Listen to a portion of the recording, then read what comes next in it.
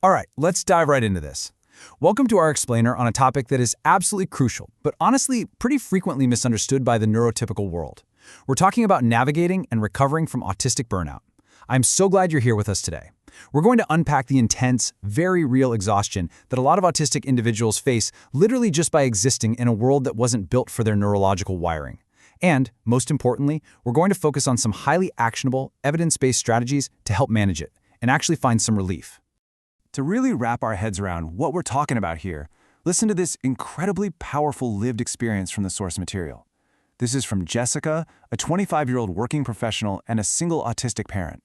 She says, "I became so tired of trying that I quit my job and stayed in my dark bedroom for a week. I didn't eat unless it was already made, even if I was hungry." Wow. I mean, that perfectly illustrates the profound, heavy reality of this topic. We aren't just talking about being a little tired after a long day at the office. We're talking about a complete systemic shutdown. So what exactly is it? Well, autistic burnout is a state of intense mental and physical exhaustion. And it comes with this really challenging loss of the basic skills needed to manage daily life. But what's truly vital to understand here is the why. It results from a prolonged, totally unsustainable effort to navigate a neurotypical world. I really want to hit the nail on the head right out of the gate. Burnout is not a personal failure. No way. It is the direct result of external, systemic demands just completely exceeding a person's energetic capacity over a long stretch of time. Okay, so here's our quick roadmap for today's explainer. 1. The reality of burnout. 2. The hidden cost of masking. 3. Strategies for sensory relief. 4. Managing social energy. And 5. Building supportive communication. Let's jump right into Section 1. The reality of autistic burnout. You see, the signs of this kind of burnout span both the physical and the cognitive. We see heightened sensory sensitivity, where all of a sudden the lights are way too bright or sounds actually cause physical pain. We also see difficulty with speech and self-regulation. But I really want you to notice that third point, the loss of executive functioning skills. Think back to Jessica from our earlier quote. She couldn't even eat unless the food was already prepared. Burnout literally strips away the cognitive energy you need to make basic decisions, cook, or clean. It takes an emotional toll, for sure, but it's heavily compounded by these very real, practical, everyday barriers. Moving on to Section 2, the hidden cost of masking.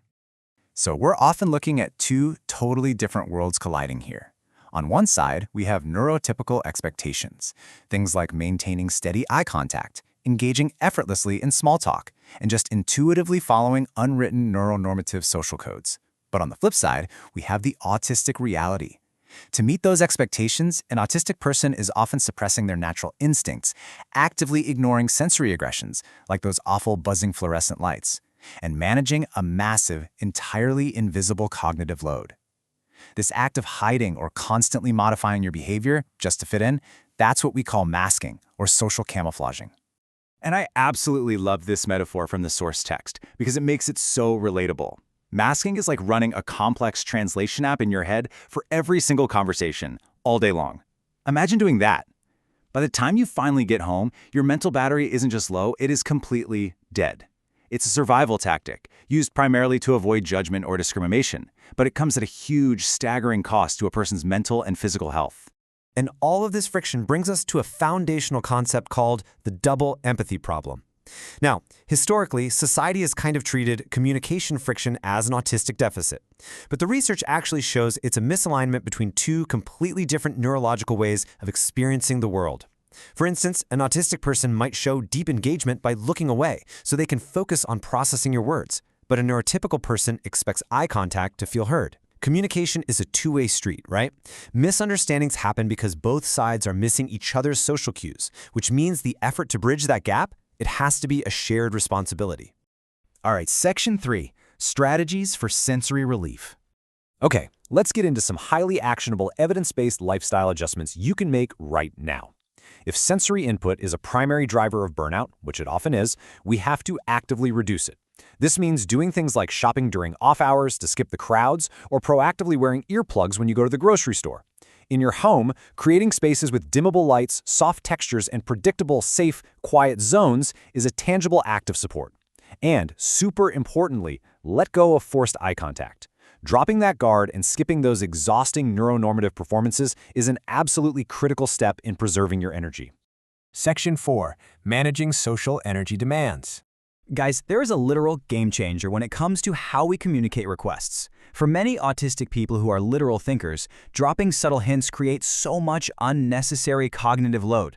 Like if you say, "Wow, the garbage is really starting to smell," you're really just making an observation. It requires totally unnecessary mental gymnastics to translate that into a request. Instead, try explicit directness. Just say, "Could you please take the garbage out?" You eliminate the ambiguity, you completely drop the guesswork, and you immediately lower the cognitive drain for your partner or friend. Another incredible tool, pre-planned scripts. Small talk and social gatherings can be incredibly overwhelming. The text gives us this exact perfect script you can just keep in your back pocket. "We'd love to come, but we can only stay for about an hour." By setting clear, respectful boundaries in advance, you take all the pressure off. You don't have to suddenly invent an excuse on the spot when you're already feeling overstimulated. It's literally like having a survival toolkit ready to go. Now, if you are a non-autistic ally or partner, you can act as a social buffer. This is just brilliant teamwork. Step 1, notice your partner's physical cues of overwhelm. Step 2, subtly step into the conversation. Now, not to speak for them, but just to help guide it. And step 3, provide that polite exit phrase. You could say something like, "Oh, that's a great point. Actually, we were just going to grab some water. We'll be right back." You are actively helping them navigate a chaotic room without forcing them to carry the entire social burden alone. Finally, Section 5, Building Supportive Communication. In neuromixed relationships, trying to mind read is an exhausting, losing game. The teamwork solution? Ask directly. "I want to support you. Can you tell me what you need?" Facing processing overload before a meeting or a big talk, send an agenda or the questions in advance so they actually have time to prepare.